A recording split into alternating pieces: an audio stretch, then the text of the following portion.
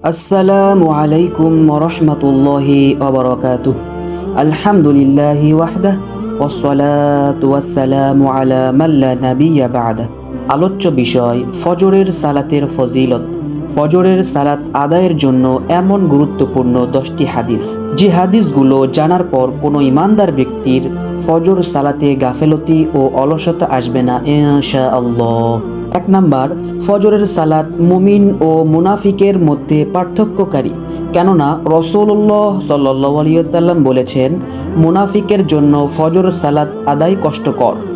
সহিহুল বুখারী 657, 644, 2420, 7224, সহিহুল মুসলিম 661।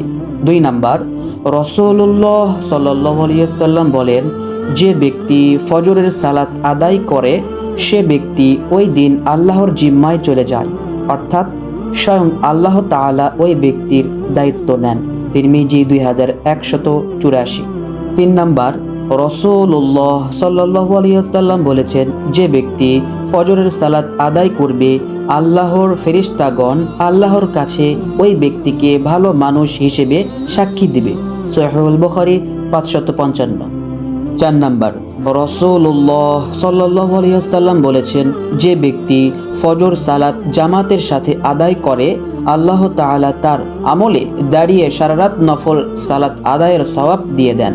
সহিহুল মুসলিম 1096। 5 number, রাসূলুল্লাহ সাল্লাল্লাহু আলাইহি ওয়াসাল্লাম বলেছেন, যে ব্যক্তি ভোরে হেঁটে হেঁটে ফজরের সালাত আদায়ের জন্য মসজিদে প্রবেশ করবে আল্লাহ তাআলা কিয়ামতের দিন তার জন্য পরিপূর্ণ আলো দান করবেন।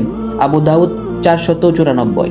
6 নাম্বার, যে ব্যক্তি ফজরের সালাত আদায় করবে আল্লাহ তাকে জান্নাতের সবচেয়ে বড় নিয়ামত দান করবেন, অর্থাৎ সে আল্লাহর দিদার লাভ করবে এবং জান্নাতি ওই ব্যক্তি আল্লাহকে পূর্ণিমার রাতের আকাশের চাঁদের মতো দেখবে। সহিহুল বুখারী 573।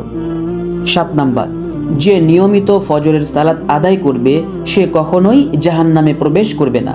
সহিহুল মুসলিম 634। 8 নাম্বার, ফজরের সালাত আদায়কারী রাসূলুল্লাহ সাল্লাল্লাহু আলাইহি ওয়াসাল্লাম এর বরকতের দোয়া লাভ করবে। সুনানে আবু দাউদ।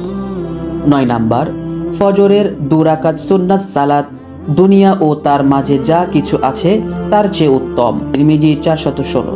10 নাম্বার, ফজরের সালাত আদায়ের ফলে ব্যক্তির মন ফুরফুরে প্রফুল্ল হয়ে যায়। সহিহুল বুখারী 1142। সুবহানাল্লাহ। হে আল্লাহ, আপনি আমাদের সবাইকে উপরোক্ত সকল নিয়ামতের ভাগীদার করুন। আমিন সুম্মা আমিন।